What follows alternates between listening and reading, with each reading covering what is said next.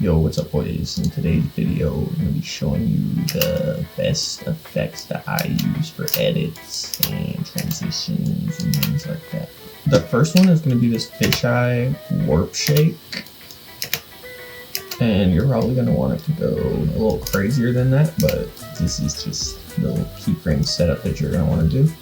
So on the first keyframe, you're going to want to be at negative something bend. I mean, it's got to be pretty deep to where it's gonna really stretch it. I like to go a little further than that, like probably 74. And then it's gonna come back to a positive one that isn't that far in. So like, I would say like 26.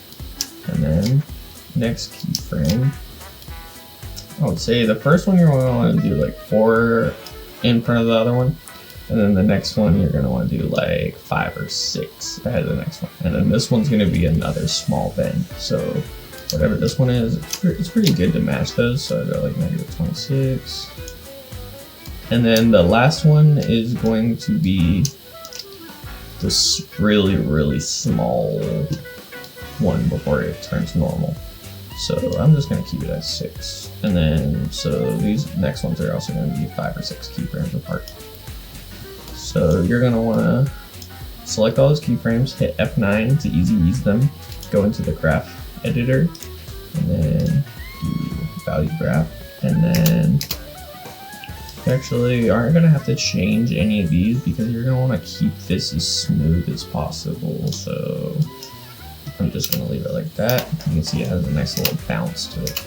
And you can really use that with a shake to do a nice little transition. So say I want it to be right here, and then just add a little more shakes. Like this twitch, and then you can see that it adds like a little shake into the bubble, which can really change a lot. Another very common effect that you have to be using is null objects and parenting them. So I'll make a real tutorial on this, but basically what you're going to want to do is create a null the length of the clip that you're going to be using. And then you're going to duplicate it twice and then parent, or only once, but parent each one going up. So you're going to parent 4 to 3, 3 to 2. And then this first one, you're going to open up scale by pressing S, set a keyframe at the beginning, go to the middle, and zoom in a little bit to where it doesn't look too weird. And then go 1 to the left, press S again on the next null object, set a keyframe, and then go towards the end. You see how I can't see anything here? What I'm going to do is just set the keyframe right here and then just move it over after I set it so I can actually see what's going on. So I'm going to want to scale that out like all the way so it's more of a zoom out. Select all these, F9.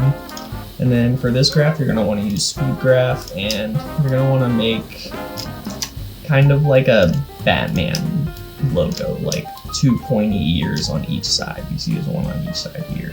Kind of like a deformed Batman, but you get the idea. So what that's going to do is give you like a little bit of a zoom in and then out into the explosion. But you can see it looks a little choppy right here.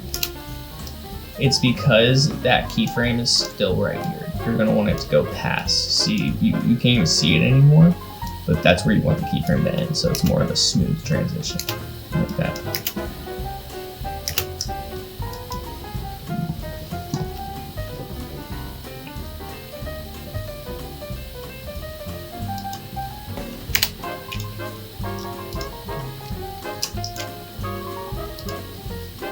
Another really useful transition is going to be BCC Ripple Dissolve, and this one basically is going to do the animation for you. If you go to the beginning of where you want it to take place and then put it there, it's going to have an auto animation setting, so all you're going to have to change is the height. You can change it to around like 15, and then the width to like 30.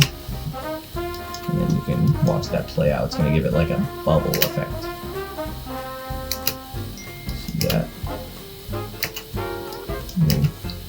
looks pretty good, but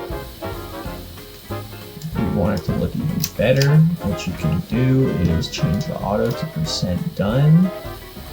Go to %done, start at 0.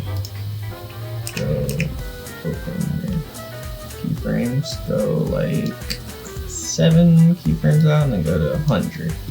And then you can use that. See what it looks like. See, it's a little too fast, so I want it to be like that. That looks pretty good. And make sure you delete what's behind whatever you're dissolving, or else you'll be able to see that actually behind it. So, yeah. That's what it's going to look like. And that's another really useful one. You can also change the keyframes for that if you really want to. Right here, go to like this, so it's more fast in the middle and then slow it down. And with the warp added, it's gonna look a little crazy, but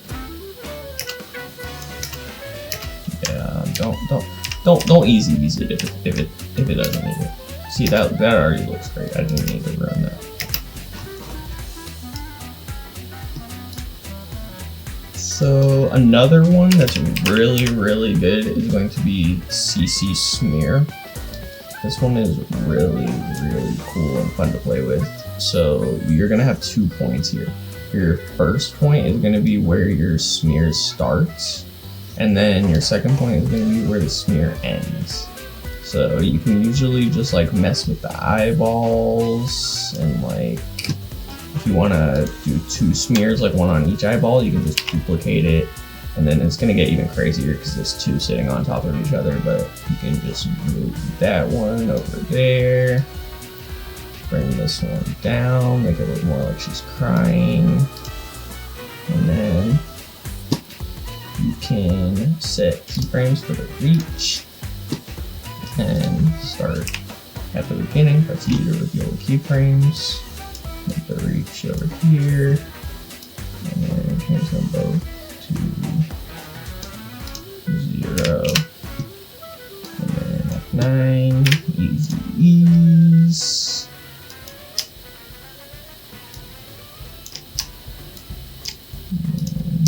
Make them both the same. Or I can make one a little bit off so that they're at a different speed. I feel like that actually looks better. They really look the same speed though. I wonder if Yeah, you want them really to go together. It's gonna make it a little bit better. Let's see, so you have a little bit of things going on here. The CC Smear is going to be a really nice effect to use. And you can also use these beginning keyframes, copy it, go to the end, paste them over here, so it drops down and goes back up. So, you know, there's a lot of things that you can mess with it, make it look cool, stuff like that.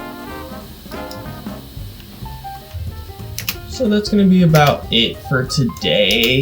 If you guys want to see some other effects and transitions and things like that, just let me know. If you guys want to see like my color correction settings, things like that, I really need some advice. I'm just starting out again on this channel and just trying to figure out what you guys want to see. So just let me know what y'all want to see and I will make videos accordingly.